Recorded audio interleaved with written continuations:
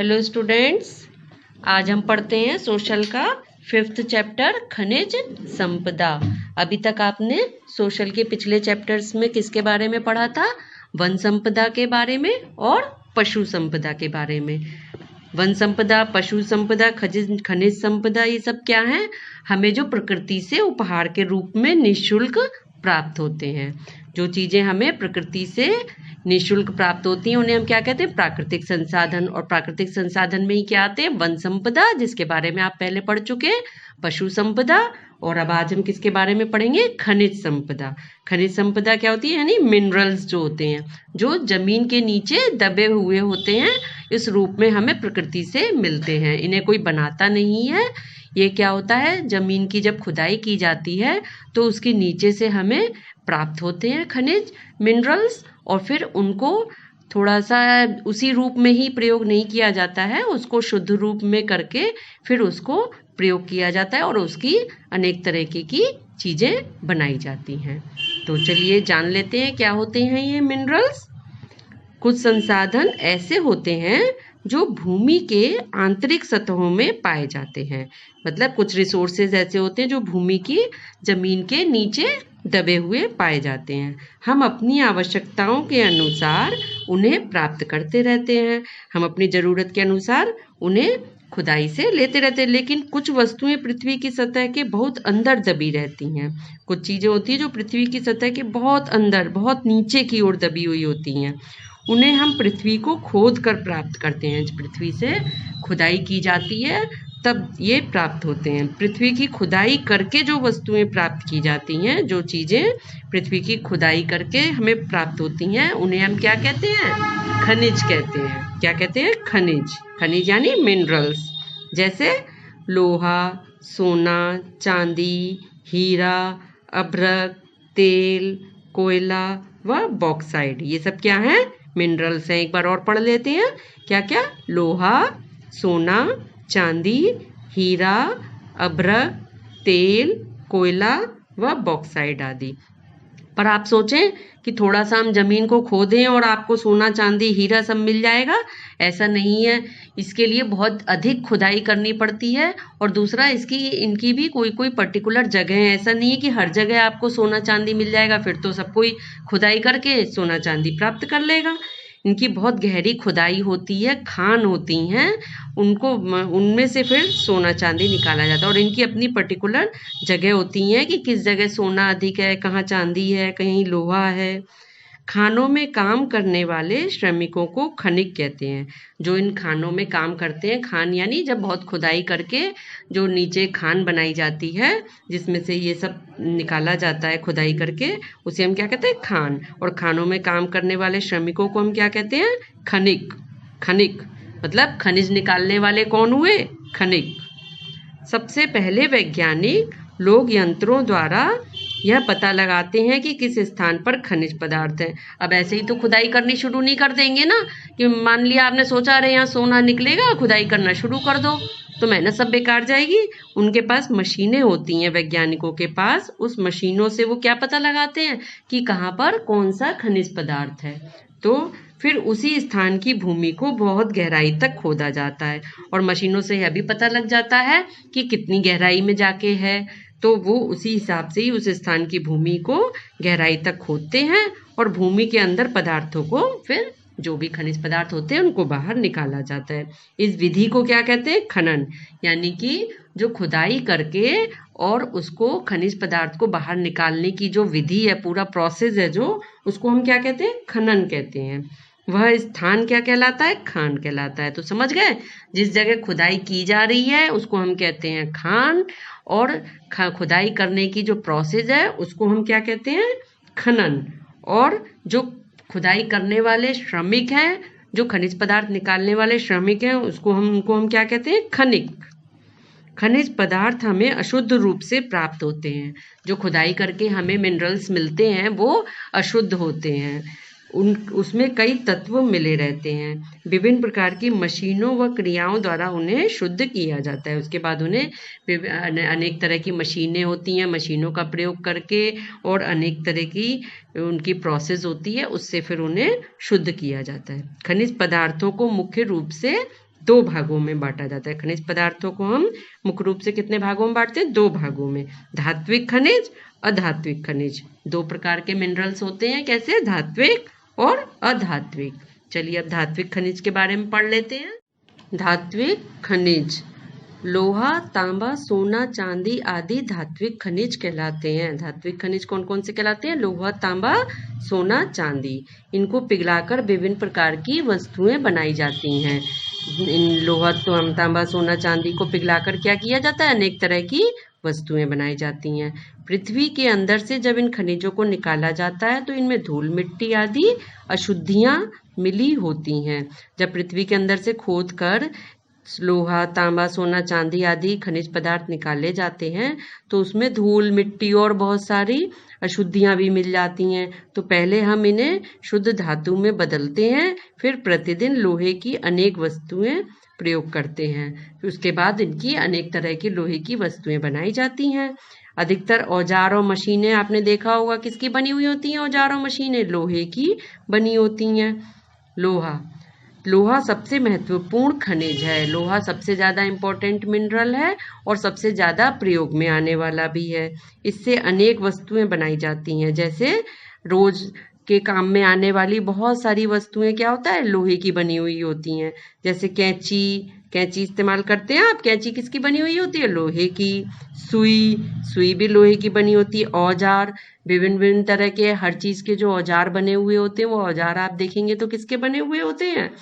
लोहे के बने हुए होते हैं। व्हीकल्स आपने देखे होंगे, जो व्हीकल्स हैं उन सब व्हीकल्स को बनाने में भी किसका प्रयोग होता है? लोहे का। अगर आपके पास साइकिल है तो देखिएगा साइकिल में भी लोहे का इस्तेमाल होगा और जितने भी व्हीकल्स हैं सभी में ही लोहे का इस्तेमाल होता है। मशीनें, जितनी तरह की मशीनें बनी हुई होती हैं सब मशीनें भी लोहे की बनी हुई होती हैं। रेल की पटरियां भी क्या है? ये देखिए ये लोहे की बनी हुई होती है ना। इंजन, डिब्बे, जो ट्रेन होती है, इंजन, डिब्बे, बस, ये सब किसके बने हुए होते हैं? लोहे के बने हुए होते हैं।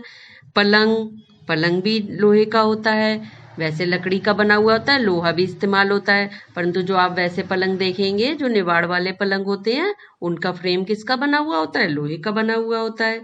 मकान भी बनाने में लोहे का इस्तेमाल होता है। अब आप सोच रहे होंगे मकान तो ईंटों का और उसका बनता है, परंतु मकान बनाने में भी जो अंदर बीम डलती है वो किसकी होती है? लोहे की। लेंटर पड़ता हुआ अगर आपने देखा हो तो लेंटर भी पड़ने में लोहे का इस्तेमाल होता है। इसी तरह से मकान, पुल, बांध और बड़े बड़े कारखाने बनाने में भी लोहे का प्रयोग किया जाता है। ये देखिए पुल है, पुल भी किससे बनता है? कारखाने, पुल, ये सब लोहे से। ताला देख रहे हैं आप, ताला, चाबी, और भी घर में देखिएगा बहुत सारे सामान जो हैं आपके रोज यूज करने वाले लोहे के बने हुए होते हैं। हमारे देश में लोहे के बड़े भंडार हैं। संसार के समस्त लौह भंडार का चौथा भाग भारत में मिलता है। पूरे संसार का जो लोहा है उसका चौथा भाग भारत में मिलता है। इसे जमीन के अंदर से खोद कर निकाला जाता है। ये तो आपको भी बताया ना कि जमीन के अंदर से खोद कर निकालते हैं, और ये उस समय कैसा होता है? शुद्ध रूप में नहीं मिलता है, इसमें मिट्टी मिली हुई होती है। और इस रूप को क्या कहते हैं? जो मिट्टी मिली हुई लोहा जो नीचे से निकलता है उसे हम क्या कहते हैं? लौह वयस्क। क्या कहते हैं? लौह अयस्क। लौह अयस्क। इसे कारखानों में साफ करके शुद्ध किया जाता है। कारखानों में फिर इसे जब साफ करते हैं तो इसे शुद्ध करते हैं। हमारे देश में लोहे की अधिकतर खानें झारखंड, उड़ीसा, छत्तीसगढ़, मध्य प्रदेश और गोवा में हैं। लोहे की खानें कहाँ कहाँ पर मिलती हैं? झारखंड, उड़ीसा, छत्तीसगढ़, मध्य प्रदेश और गोवा में। ये लर्न कर लीजिए कि लोहे की खानें कोई पूछता है आपसे कि कहाँ होती हैं तो क्या बताएंगे? झारखंड, उड़ीसा, छत्तीसगढ़, मध्य प्रदेश और गोवा में। तो आपने लोहे के बारे में जान लिया।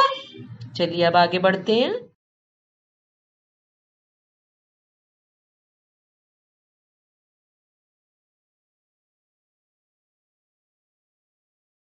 हमारे देश में लौह इस्पात के भी बड़े बड़े कारखाने हैं।